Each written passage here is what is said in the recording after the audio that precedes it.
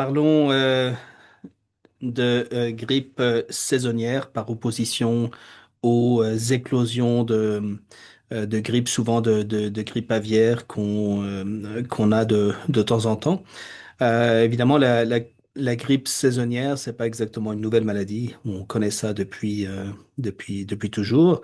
Mais c'est intéressant de l'étudier sous l'angle des maladies émergentes parce que l'évolution des virus de la grippe est tellement rapide qu'il y a en fait émergence de variants, ce qui complique beaucoup la tâche en termes de prévention, notamment pour la mise au point de vaccins saisonniers efficaces. Donc, dans cette présentation, on prendra l'exemple de l'épidémie de grippe saisonnière en cours. Donc, j'enregistre ce vidéo en janvier 2026. Donc, on parle pour l'hémisphère nord, on parle donc de la saison ou l'hiver 2025-2026. Évidemment, dans l'hémisphère sud, ce serait différent. Donc vous comprendrez que puisque je réalise ce vidéo relativement tôt dans la saison, les données, notamment épidémiologiques, sont un petit peu incomplètes, mais il y a assez de matériel euh, pour faire des observations intéressantes. Ok. Donc, ici, on a des chiffres épidémiologiques qui nous viennent de l'OMS et les liens là sont en dessous de chaque graphe pour cette présentation. Et ce sont des chiffres qui concernent le Canada. Alors, dans ce graphe, on va voir ce qui s'est passé pour la saison de grippe saisonnière 2024-2025 sur la partie gauche ici, et puis la saison en cours 2025-2026 ici à droite de façon prévisible. Pendant l'été, il y a eu très peu de cas de grippe, ce qui est souvent évidemment le cas dans l'hémisphère nord. Donc, peut-être un petit peu d'explication sur la façon dont ces études sont faites, la façon dont ces graphes sont montés.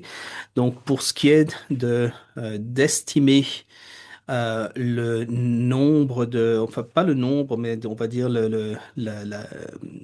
l'importance des transmissions de grippe saisonnière. Il n'y a pas d'étude à grandeur de la population, mais on peut comptabiliser le nombre de tests positifs pour ce qui est de la grippe, principalement dans les hôpitaux. Ok.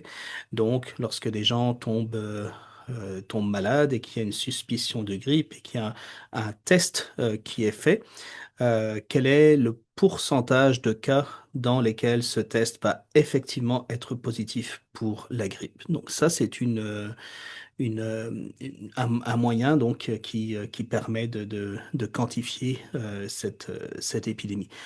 De plus, les tests qui sont réalisés sont souvent des tests basés sur la PCR et ces tests peuvent distinguer entre les différents sous-types de grippe. Comme ici, on a du sous-type B qui est donc en orange, du sous-type A. Et ici, ce qui est indiqué, c'est que dans cette étude particulière, il n'y a pas le détail de quelles sont les souches précises de sous-type. En fait, je vais être plus précis. Pour cette couleur particulière, on va appeler ça du bleu foncé. C'est du sous-type A, mais non déterminé. Ok, c'est-à-dire qu'ils savent pas exactement, ils ont pas exactement déterminé de quelle souche il était question. Donc c'est un petit peu moins intéressant pour nous. Mais par contre, il y a un certain nombre de tests pour lesquels il a été déterminé que c'était une souche H3, très probablement H3N2 dans presque tous les cas, parce que c'est une souche très fréquente du virus de la grippe. Et puis une autre souche fréquente qui est H1N1. En passant, ces trois sous-types de virus de la grippe, donc sous-type B, sous-type A H3N2 et sous-type A H1N1, ce sont les trois types de virus qu'on trouve souvent dans le vaccin saisonnier contre la grippe. On en reparlera. Donc, pardon, et ces tests, ces tests donc PCR qui sont réalisés surtout dans les hôpitaux, ça peut être aussi dans des cliniques, etc. Mais c'est pas toujours nécessairement comptabilisé quand les tests sont faits dans des plus petites cliniques. Alors, on peut avoir les chiffres du nombre de tests qui ont été faits à chaque semaine. Euh, et euh, euh, ensuite du nombre de pourcentage de tests qui, au final, se sont révélés positifs pour l'influenza. Lorsque les tests ne sont pas positifs pour l'influenza, évidemment, ça peut y avoir tout un tas euh, de raisons, mais principalement, les gens peuvent être victimes d'infections respiratoires avec des symptômes proches de l'influenza. Donc, on va parler COVID-19. On va parler aussi virus respiratoire syncytial. Là aussi, on reparlera un petit peu de ces autres infections un petit peu plus tard. Euh, Parfois, il peut aussi y avoir des tests négatifs parce que peut-être le test a été pratiqué un petit peu tard après le début des symptômes. Voilà. Euh, donc, en 2024-2025, on voit que le pic de tests positifs au Canada a été en plein printemps. Donc là, ici, on est début janvier, ici début avril. Donc ici, on est quelque part mi-février. OK? Et on voit toujours en 2024-2025, il y a eu relativement peu, en fait, on peut dire même très peu d'infections au sous-type B. Et effectivement, le sous-type B est peu présent au Canada depuis plusieurs années. Il y a un certain nombre d'infections, enfin tout le reste c'est du sous-type A. Ok, il y a un certain nombre d'infections sous-type A avec une souche qui n'est pas déterminée. Et puis il y a un relativement petit nombre d'infections sous-type A avec une souche H3, probablement H3N2 comme je le disais. Un plus grand nombre d'infections avec la sous-type A et la souche H1N1. Ok. Donc là, si on euh, se rend maintenant à la saison actuelle, je vais tasser un petit peu ma photo, on peut voir qu'il n'y a pas du tout ou presque pas d'infection sous type B. On en voit un tout petit peu là tout en haut. On a euh, beaucoup d'infections au sous-type A. Et ce qui est frappant, c'est qu'on a très peu d'infections avec des souches H1N1 du sous-type A, mais on a beaucoup d'infections avec des souches H3, dont on sait en fait qu'il s'agit de souches H3N2. Et aussi la différence essentielle avec la saison 2024-2025, c'est qu'en 2025-2026,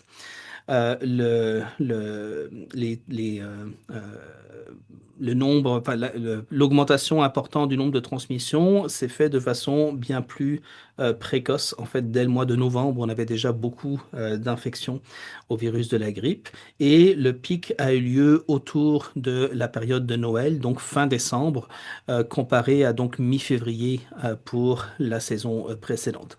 Donc en fait, à l'heure où j'en fais ce vidéo, on est déjà dans la phase descendante. Non, si on regarde de façon plus précise pour ce qui est du Québec, donc là, on a une étude. Cette fois-ci, on va vraiment se concentrer pour 2025-2026. Euh, mais en réalité, on a également, à titre de comparaison, là, un résultat pour 2024-2025. Donc, cette analyse-là a été faite de la même façon que ce que je montrais juste avant, c'est-à-dire on parle de dépistage par PCR de influenza A et influenza B sur des échantillons provenant de voies respiratoires chez des gens qui montrent des symptômes de grippe. Donc essentiellement, ça s'est fait dans les hôpitaux. Donc ce sont des gens qui ont des symptômes assez sérieux en général. Donc le pourcentage de tests positifs va être relativement important, évidemment. Beaucoup plus important que si on faisait par exemple une étude au hasard sur la population générale. Comprenez? Euh, donc là encore, ces analyses, on peut les faire pour chaque semaine de l'année. Donc là, on se rend jusqu'à 52 semaines et même jusqu'à 53. Évidemment, il n'y a pas 53 semaines complètes dans une année, vous le savez, mais il y a un tout petit peu plus que 52. C'est pour ça qu'on a ce 53 là. C'est la semaine, dans le fond, qui commence à la 53e semaine de l'année. Donc, ce qu'on trouve au niveau du Québec, c'est que tout comme pour le Canada, il y a un pic de cas de grippe saisonnière qui se fait autour de la 52e semaine, c'est-à-dire vraiment autour du jour de Noël, et avec un début de descente par la suite. Et si on compare ça à ce qu'on avait à l'année précédente, donc en 2024-2026 2025. Là, comme je l'ai dit, le pic était environ dans la septième semaine, ce qui nous amène à peu près au milieu du mois de février. Donc évidemment, là encore, comme on pourrait s'y attendre, le profil pour le Québec ressemble beaucoup au profil pour le Canada dans son entier. Ensuite, en 2025, 2026, donc dans l'année en cours, là encore, la grosse majorité des infections sont des infections au sous-type A de l'influenza. Et même si c'est pas montré de façon extrêmement claire ici, vous voyez que le sous-type A, c'est la ligne est un peu rose. Et ils ont fait également une ligne plus sombre pour le sous-type A plus sous-type B.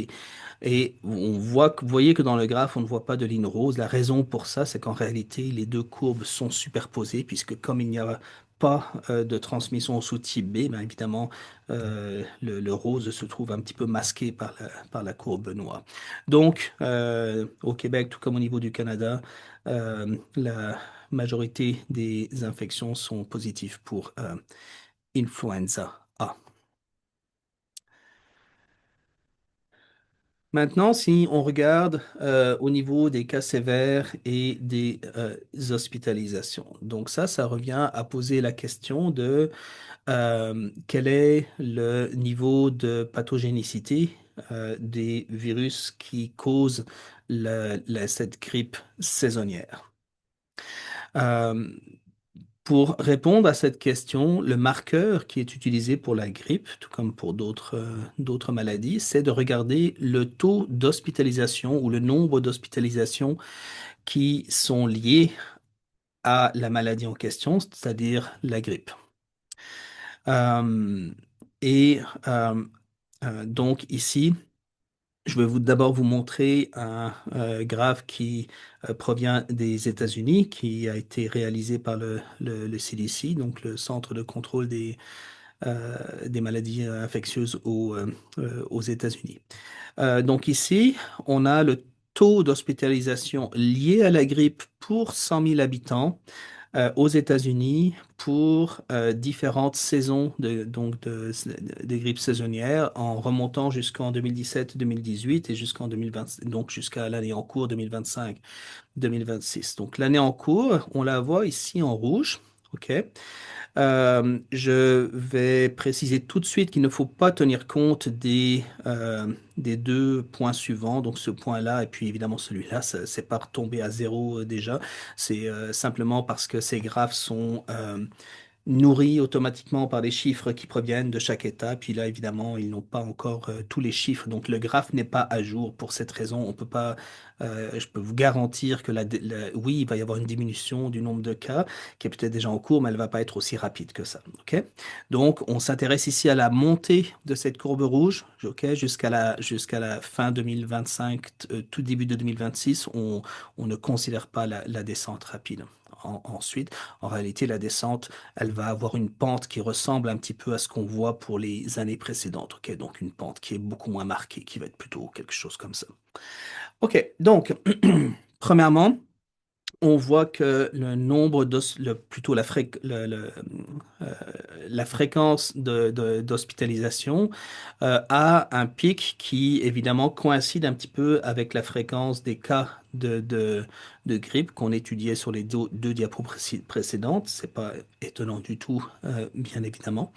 Et on voit donc, on réitère que cette année, l'épidémie saisonnière a été plutôt précoce, mais il y a eu une autre année en 2022-2023 où ça avait été encore plus précoce. D'une façon générale, dans les années précédentes, on voit que c'est plus tardif. Le pic est généralement en janvier ou en février. OK? Euh, Par ailleurs, la fréquence de cas sérieux est relativement plus élevée en 2025-2026 que dans la moyenne des années précédentes. Là, si on regarde ce qui se passe dans le mois de décembre. OK?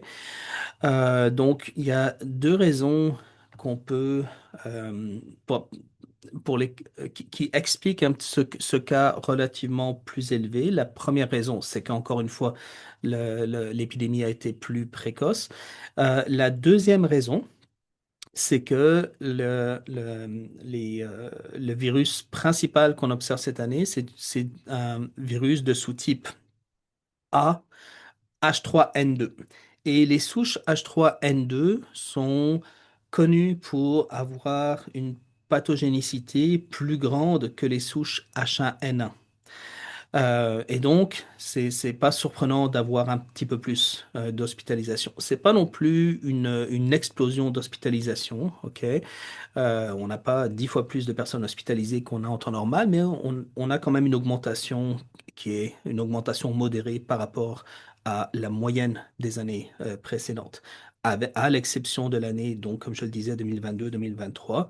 Et en passant, pourquoi est-ce que cette année 2022-2023 est un peu spéciale? Ben, dans le fond, euh, c'était 2 ans euh, après Covid. En fait, on va dire plus précisément 3 ans après le début de la pandémie. Et on le sait que suivant la pandémie de Covid, il y a eu des perturbations dans, euh, dans les pics d'épidémie pour ce qui est du virus de la grippe et également du virus respiratoire syncytial. On ne comprend pas encore complètement ces perturbations. Euh, il est possible qu'il y ait des effets d'interférence, c'est-à-dire que lorsqu'il y a une épidémie par un virus, l'épidémie par un autre virus devient moins facile et donc il y a comme un décalage. Il est possible aussi que euh, les mesures de confinement pendant la pandémie de COVID-19 en 2020 aient un petit peu modifié la dynamique de ces différentes épidémies pour les années qui suivent. OK? Euh, OK. Ensuite, je veux juste attirer votre attention sur un facteur de risque qui est connu depuis très longtemps pour la grippe et qui se vérifie cette année à nouveau, et c'est l'âge. Donc ici, on a le nombre d'hospitalisations pour 100 000 habitants, mais cette fois-ci stratifié par classe d'âge. OK? Et on voit que le groupe d'âge qui a de loin le plus d'hospitalisations en 2025-2026, ce sont les 65 ans et plus. Le deuxième groupe d'âge qui a le plus d'hospitalisation, c'est à l'autre opposé du spectre d'âge, ce sont les bébés de 0, enfin, ou on va dire les très jeunes enfants, de 0 à 4 ans. Donc ça, ce sont les deux groupes d'âge qui sont les plus à risque pour le développement de complications liées à la grippe. Et donc, de façon... et ça explique un petit peu que lorsque on a des campagnes de vaccination annuelles contre la grippe, ce sont les groupes d'âge, surtout les 65 ans et plus, là qu'on cherche à, à euh, mobiliser le plus possible. Les gens qui sont plutôt des, euh, des adolescents ou des jeunes adultes et des adultes, en tout cas de moins de 75 ans, 65 ans, pardon, sont beaucoup moins à risque d'hospitalisation. Ok, comme je l'avais dit, je voulais parler un petit peu de ce qui se passe pour les deux autres infections respiratoires qui montrent des symptômes similaires à ceux de la grippe. Donc ici, on ne parle pas des simples rhumes qui ont des symptômes un petit peu différents. On parle donc virus respiratoire syncytial et COVID-19 qui sont des virus qui ont notamment la capacité d'infecter et de causer des dégâts au niveau ce qu'on appelle les voies respiratoires inférieures, donc tout ce qui est trachée et poumons. Donc, euh, pour ce qui est du VRS, virus respiratoire syncytial, euh, ça, c'est le nombre d'analyses qui ont été effectuées. Il y en a pas mal moins que pour la grippe. Et le pourcentage de tests positifs est pas mal plus petit. Et ce qu'on voit, c'est qu'il y a un nombre de tests euh, positifs pour un pourcentage de tests positifs pour 2025-2026 qui est relativement petit. Là, on parle de 2%. C'était beaucoup plus élevé pour l'année précédente, 2024-2025, là, qui est la courbe ici en bleu. COVID-19, il y a eu un pic d'infection plus tôt dans l'année. Donc on parle de l'été et puis début de l'automne, mais avec une diminution tout au long de l'automne de façon intéressante. Pour 2024-2025, on avait eu quelque chose de similaire avec une diminution au cours de l'automne et pas de pic sérieux pendant la période hivernale. Et là encore, donc si on regarde le nombre de pourcentage de tests positifs pour COVID-19, c'est relativement petit. Là, on est à peu près à 5%. Donc, VRS et COVID-19, il semble y avoir beaucoup moins d'infections en 2020, pendant cette saison 2025-2026, en tout cas pour le moment, comparé au virus de la grippe. Euh, et comme j'y faisais allusion un petit peu plus tôt, il a déjà été observé que euh, souvent les pics pour ces différentes maladies ne surviennent pas en même temps. Il y a un certain décalage. Euh, et donc, il y a possiblement des interférences entre les différentes épidémies que honnêtement on ne comprend pas encore très bien. De plus, il y a comme je l'ai évoqué également un peu plus tôt, il y a également des phénomènes de perturbation euh, pour ce qui est des dynamiques de ces maladies depuis COVID-19. Et ça, c'est assez bien illustré dans cette analyse qui est ici en bas à droite. Je m'excuse, c'est un peu petit. Ça provient d'un article publié dans le prestigieux journal The Lancet.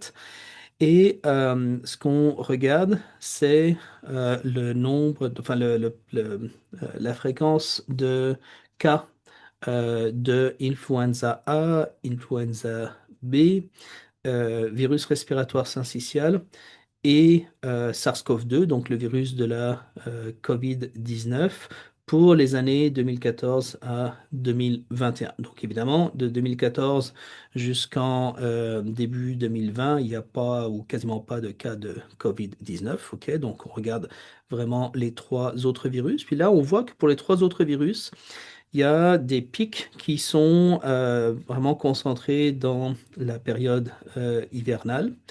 Euh, euh, donc janvier, essentiellement janvier, entre janvier et mars, dépendant des années.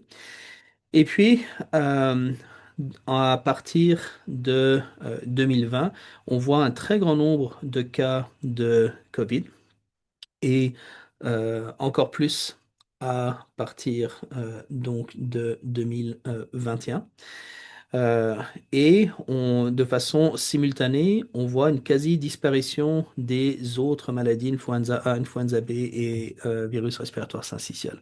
Donc, comme on le voit cette année, là, ces autres virus sont revenus. Là, on voit qu'il y a beaucoup de cas de grippe cette année, mais ce que ça montre, encore une fois, c'est il y a possibilité de phénomènes d'interférence, possibilité aussi de nombre de cas, de diminution de cas de ces virus respiratoires dus aux mesures qui avaient été prises pour essayer d'endiguer l'épidémie de COVID-19. Ok. Donc voilà, je vous laisse avec des questions pour lesquelles on n'a pas toutes les réponses.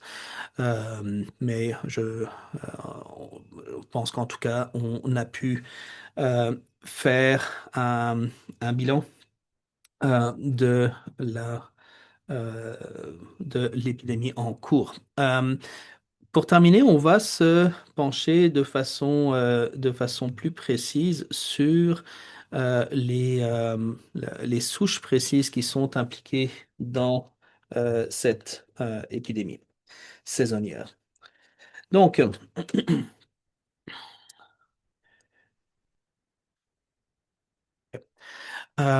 ici, euh, ce qu'on a, ce sont des euh, données d'analyse des différentes souches d'influenza A, plus précisément de sous-type influenza A H3N2.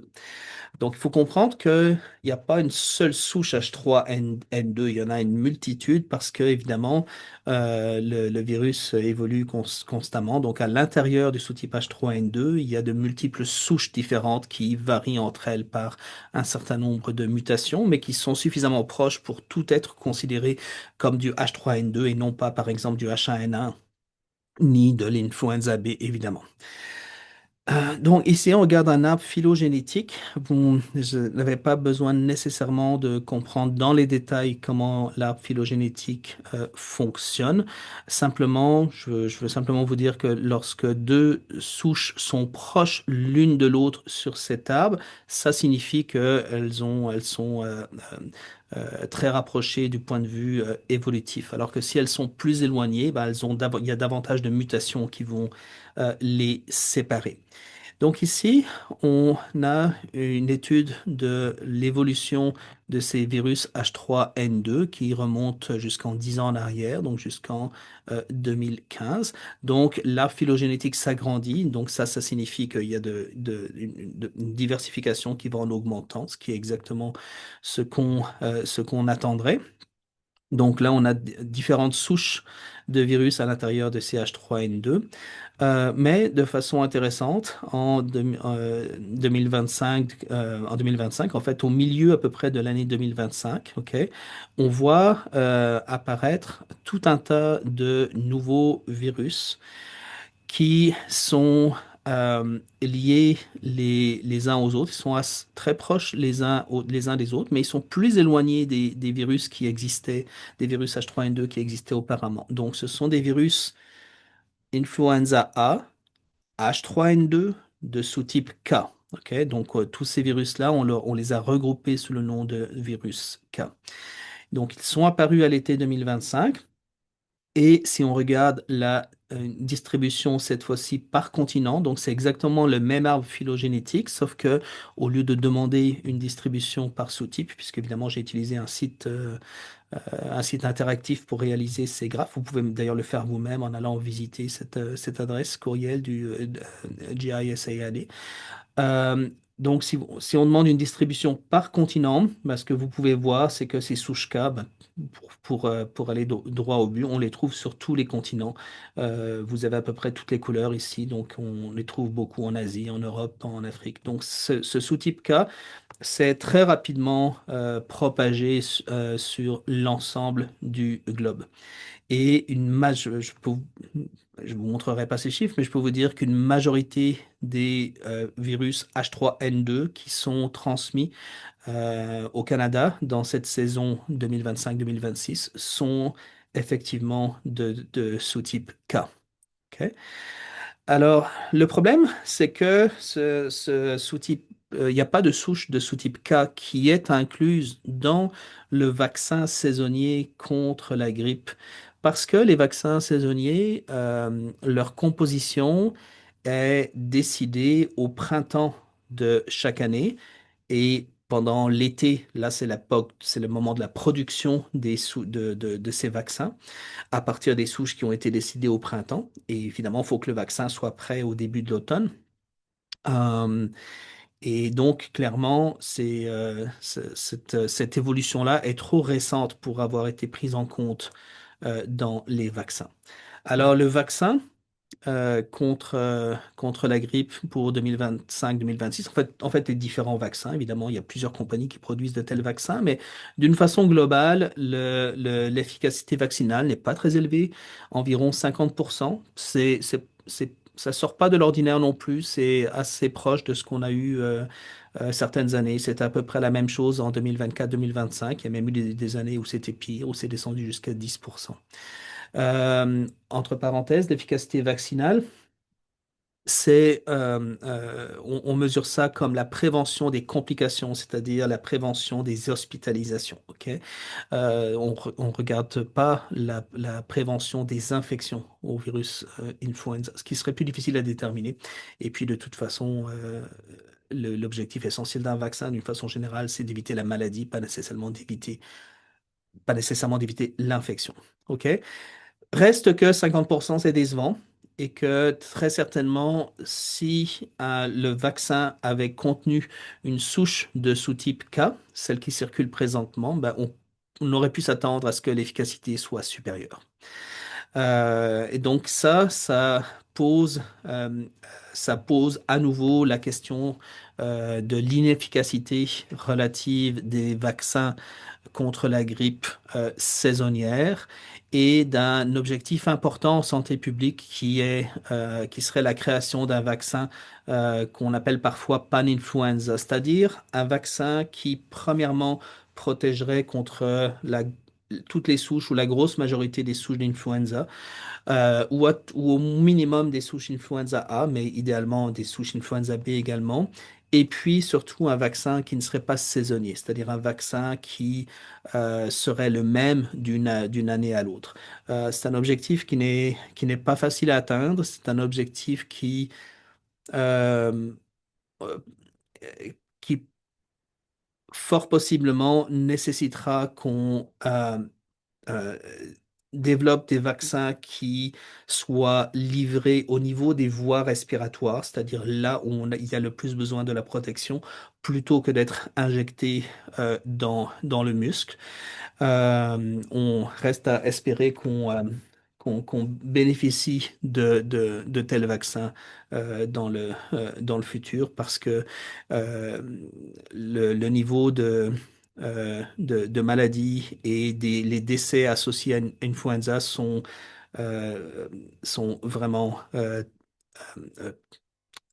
élevés d'une façon inacceptable, euh, compte tenu qu'il ne s'agit pas d'un nouveau virus, il s'agit évidemment d'un virus qu'on connaît depuis plus d'une centaine d'années. Alors, merci pour votre écoute et à très bientôt pour une autre vidéo.